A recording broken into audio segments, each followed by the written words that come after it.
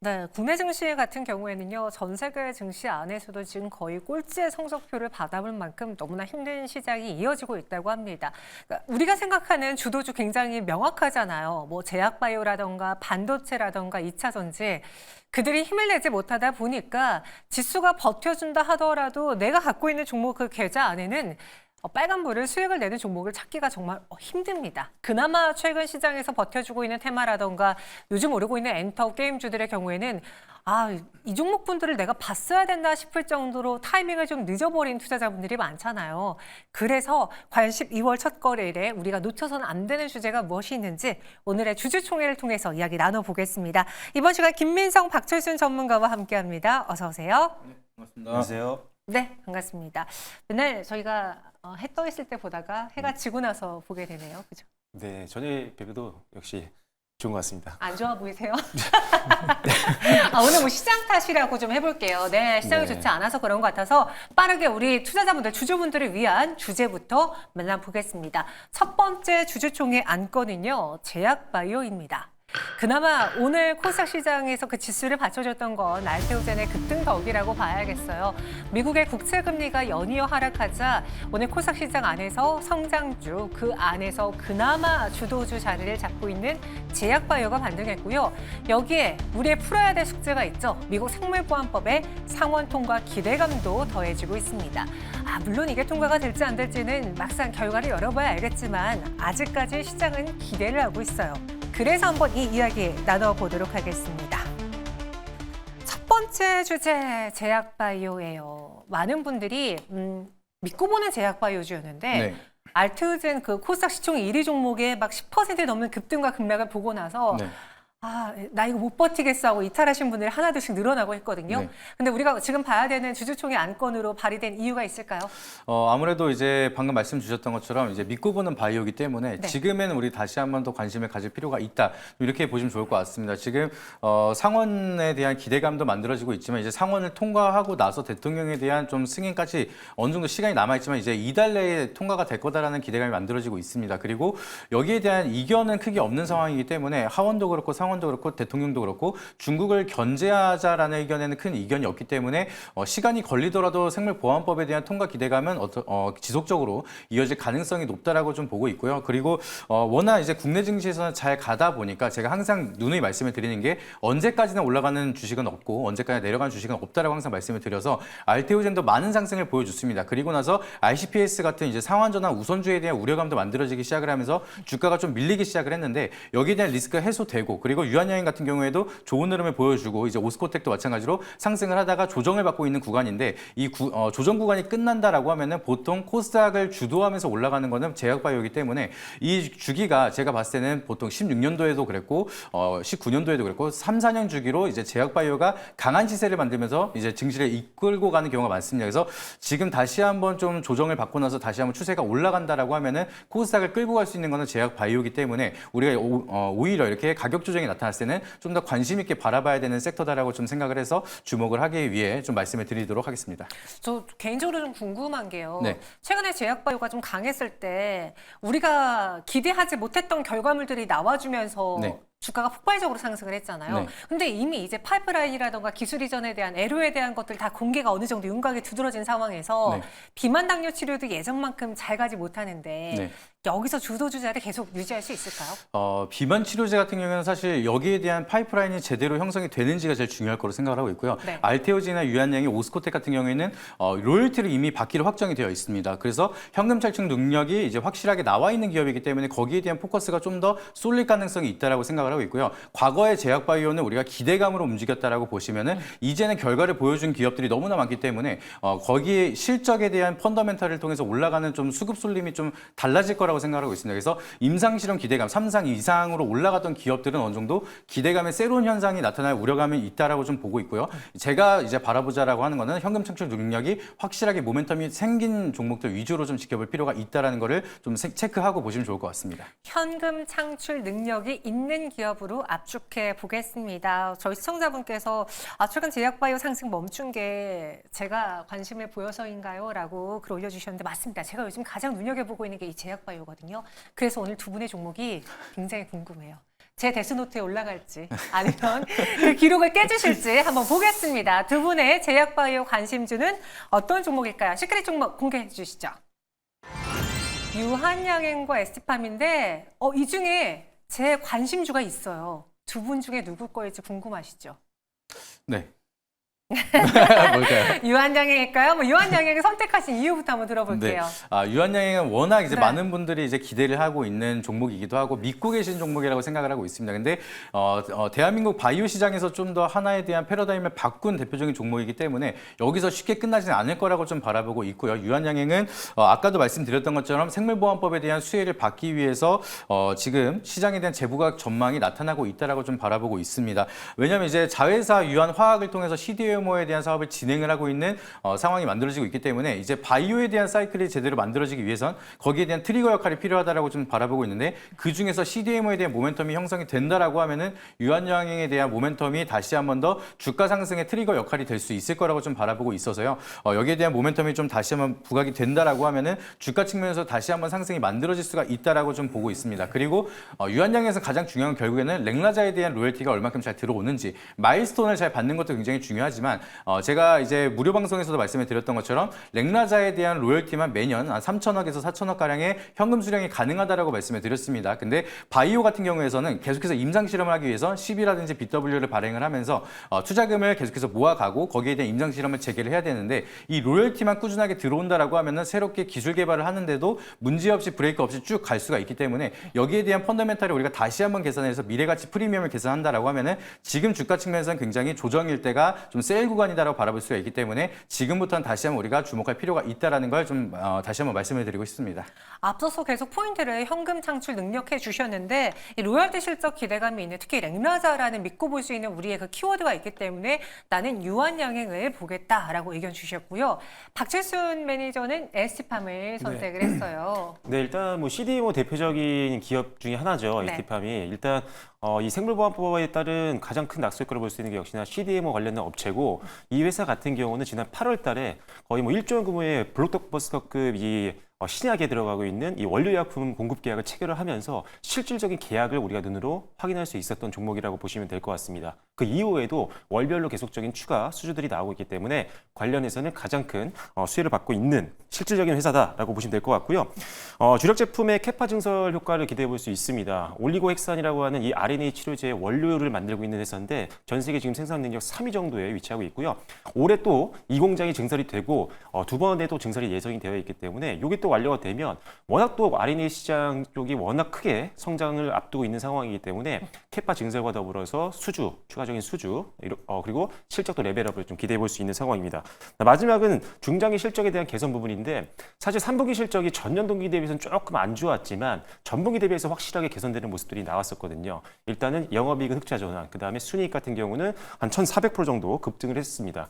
작년 대비했을 때 약간 이연됐던 매출들이 좀 있었는데 이게 4분기부터 이제 반영이 되기 때문에 지금 우리가 지나고 있는 4분기 이후에는 실적 개선을 확실하게 느끼실 수 있는 종목이기 때문에 지금의 주가 수준이라면 충분히 저점에 들어가기 좋은 타이밍이다라고 보시면 될 것 같습니다. 네, 렉나자에 대응하는 올리고라는 키워드 갖고 있습니다.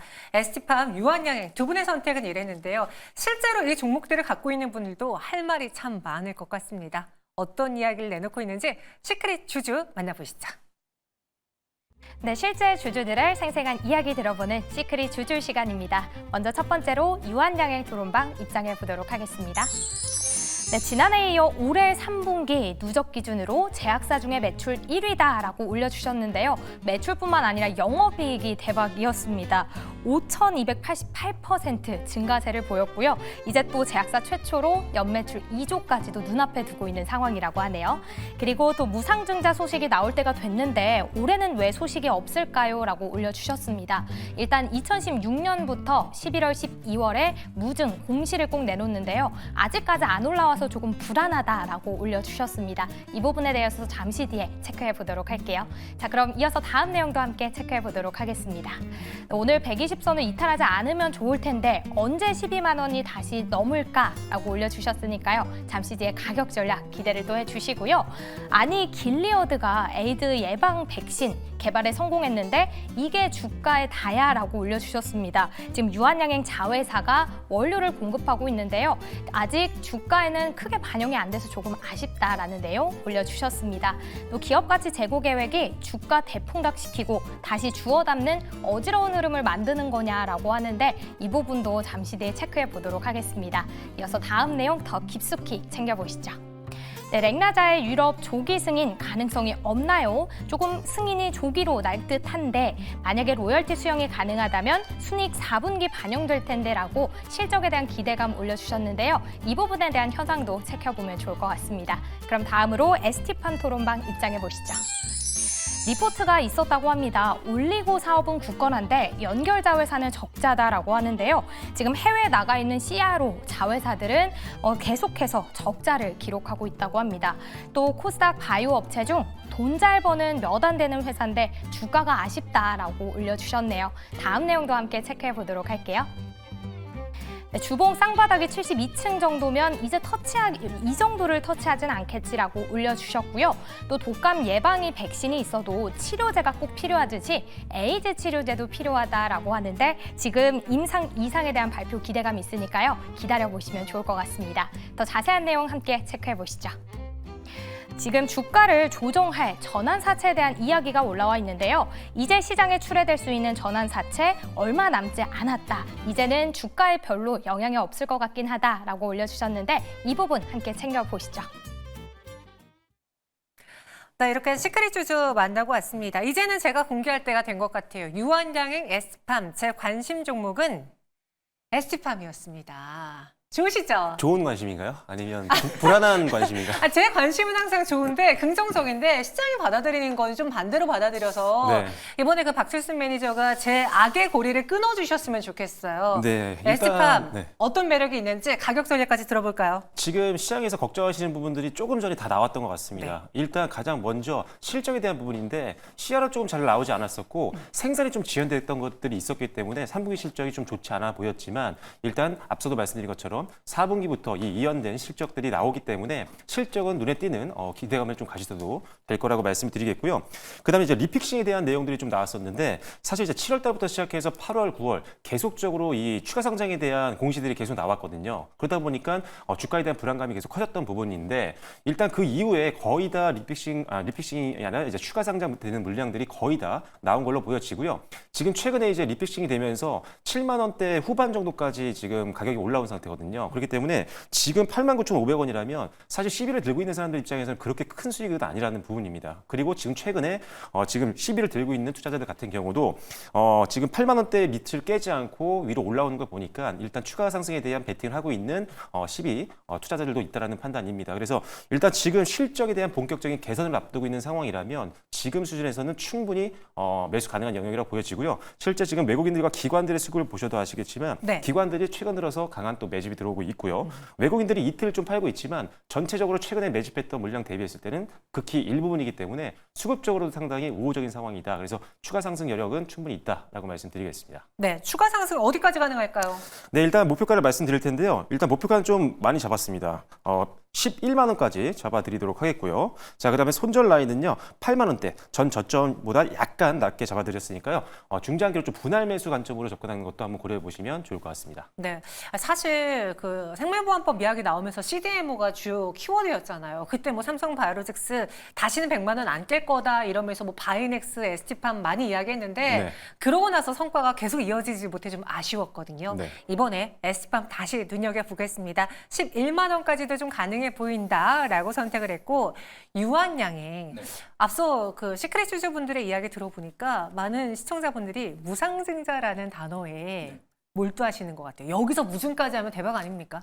정말 대박이긴 하겠죠. 그래서 네. 충분히 가능성은 있다라고 생각을 하고 있습니다. 그만큼 현금 창출 능력이 많이 늘어났기 때문에 거기에 대한 기대감이 될 수 있다라고 생각하고 있지만 저는 사실 무증보다는 그 현금을 가지고 새로운 임상 개발을 통해서 새롭게 이제 파이프라인을 늘려가는 게 훨씬 더 주가 측면에 장기적인 지속성이 있지 않을까라고 좀 생각을 하고 있습니다. 오히려 무상증자를 진행을 하면요, 이제 주가가 좀 희석이 되기 시작을 하면서 좀 주가가 단기적으로 좀 급락이 나타나는 경우도 있기 때문에 좀 우상향으로 안전하게 움직이기 위해서는 여기에 대한 현금 창출 가지고 그리고 사업에 대한 파이프라인 늘려가는 흐름이 제일 중요하다라고 좀 생각을 하고 있고요.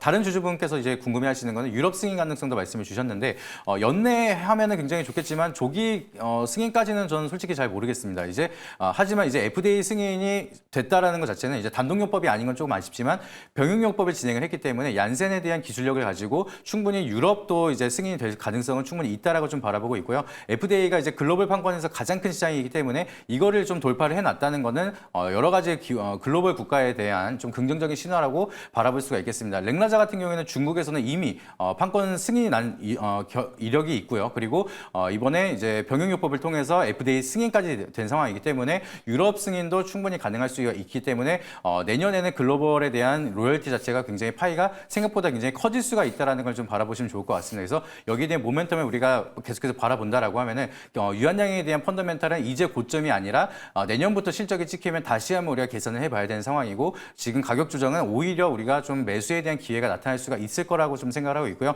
차트를 한번 보여주시게 되면은 타이거 바이오 이제 탑 10에 대한 이제 ETF 차트인데 이걸 보시게 되면은 지금 유한양이라는 차트가 굉장히 흡사하게 움직이고 있습니다. 여기에 포함이 되어 있기도 하고요. 여기에 삼성 바이오로직스라든지 우리가 잘 알고 있는 셀트로이라든지 대형 기업들은 대부분 포함이 되어 있는데 이 차트도 마찬가지로 상승을 하다가 단기적인 조정을 받고 장기 이평선에서 좀 버티는 흐름이 나타나고 있습니다. 유한양의 차트도 보시게 되면은 마찬가지로 이제 비슷한 차트 흐름을 보여주고 있는데 여기 구간에서 KLX 이제 바이오 탑 10까지 흐름이 같이 움직여진다라고 하면 저는 이제 유한양이라든지 오스코텍, 셀트리온 이런 종목들도 같이 차트를 그려갈 가능성이 굉장히 높다라고 바라보고 있고요. 여기서 차트를 다지고 나서 다시 한번 사이클이 올라간다라고 하면은 여기 구간에서 다시 한번 반등을 하고 올해 그래도 16만 원 박스권 상단까지는 충분히 다시 한번 도달을 할 수가 있을 거라고 생각하고 있습니다. 그래서 1차 목표가로는 저는 16만 원 일단 말씀을 드리고요. 손절가는 이제 10만 원대 라인을 깨면은 패닉셀이 같이 이어질 수가 있다 보니까 여기 박스권을 잡고 대응을 한번 잡아보도록 하겠습니다. 네, 손절가는 10만 원으로 제시해드렸습니다. 앞서 우리 주주분들이 궁금해했던 뭐 승인이 좀 빨리 나면 어떨까요? 무상증자가 나오면 어떨까요? 라고 이야기해 주셨는데 그에 관해서는 뭐 요행 말하지 말자. 지금 잘하고 있는 거 수순대로만 잘 해도 된다. 라면서 유한양행을 현 구간에 눌렸을 때 매수가 가능한 종목으로 선택을 했습니다.